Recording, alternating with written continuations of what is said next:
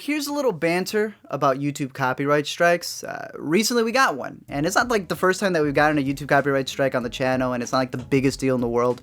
We're still alive, but it was for this video that we did on a movie called Nerve. It was a video that was done like over 2 years ago. It's just been sitting there, completely forgot about it. And this was like, it was a movie that came out 2 years ago about like this dare app that paid people to do these crazy things. Obviously it was a big hit, won Oscars, everybody remembers it. And after sitting there for 2 years, after it getting dinged for like, I don't know, probably trailer footage, and then I remember it getting dinged because it wasn't advertiser friendly.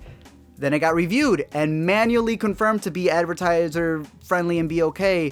I wake up in the morning and I get this little thing that says, hey, the video's been removed. And by the way, you got a copyright strike. Now, probably the funniest thing about it was that, again, it was a review. It was us watching the movie and then just critiquing it, not necessarily having a good critique about it. But it specifically said that the video was taken down because we broke the community guidelines. We're such rebels, such as promoting drug use, drinking, smoking, or bomb making. How? Now, obviously, I'm still allowed to make videos, hopefully, if this one's up, but it did take away the ability to do live streams on the channel, which, for the patrons, you guys know I love doing the monthly, almost bi-weekly live streams that I do. Can't do that anymore because, as funny as it goes, somebody flagged the video for review, and I guess whoever reviewed it didn't have any context to what was actually going on in this 2-year-old review, because it just took someone flagging it to remove it and give a copyright strike. And here's why I find it pretty weird, because I'm not one of those who has like a vendetta against YouTube, right? Like, I know there's a bunch of things that YouTube does that isn't perfect, but I appreciate the platform. There's a bunch of videos that I've been working on where they're related to YouTube, but like sponsors is not necessarily on them. The way copyright works from studios, not necessarily on them. I don't agree with everything YouTube does, but there's some things like this where it has me wondering, right, how people can clearly manipulate it, right? There's this whole thing dealing with user copyright thing where YouTube allows this little like platform type thing where if you see a video that you think has a little bit of your content, you could just submit it. And all of a sudden you could take another creator's money. But the main thing that I'm questioning is who gets to decide when you're breaking the community guidelines or not, right? Because obviously I've always been annoyed by the bots, but I get it. They're bots. They flag content even if it may not be bad. They think something's unadvertiser friendly depending on the description. I get it. They're annoying. I do not like it, but it's a bot. When it's a manual review though, are you kind of depending on the person coming into the office, the YouTube office that day to have a good day? Because I've made videos on like 50 Shades of Grey, right? And that obviously got tagged for manual review. And I guess it was a suburban mom who came that day, who read the trilogy, has seen all the movies because they 8ok'd it. And I done near showed a sex scene in there.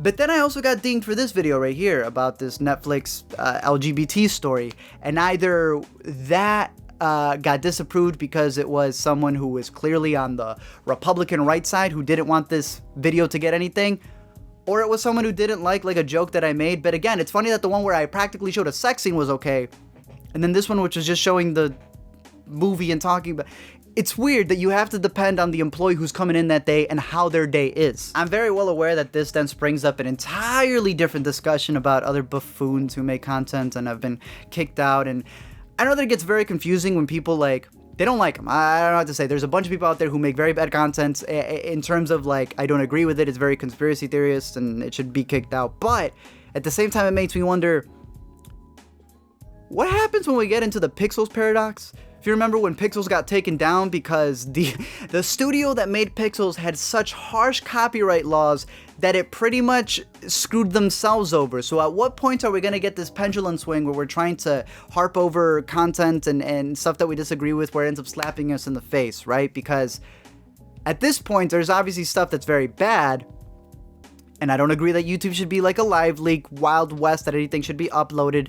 But who gets to decide when something's bad or not? I don't think we should be in this bubble in where we only want to hear the things that we agree with. And we're in this world where, hey, I don't like what that person is doing. It irritates me. It triggers me. However you want to say it, it needs to be kicked out. That's kind of bad. It's not the best way of thinking. I follow a lot of things that happen on hashtag film Twitter. And I know that there's been this whole thing about like stuff like Mad Men shouldn't be promoted anymore because they think the show itself is promoting bad characters. Like, if a show or a book or anything doesn't have moral orals in it, then it's promoting bad things. And I don't fully agree with that. I don't agree with the fact that just because a character does something in a show and somebody imitating, it sounds bad, but it's on the person who's imitating. Like, if they're a sponge, that's a whole nother thing. Not everybody can censor themselves because of that. Some are just stories. Some of it is critiques of very bad movies out there that have people doing dumb things. So when we start getting into that line of people who I know are so big on shutting down people, shutting down opinions that they don't like, they are very vocal about censorship. I just question if they're going to continue being that vocal when they get censored themselves.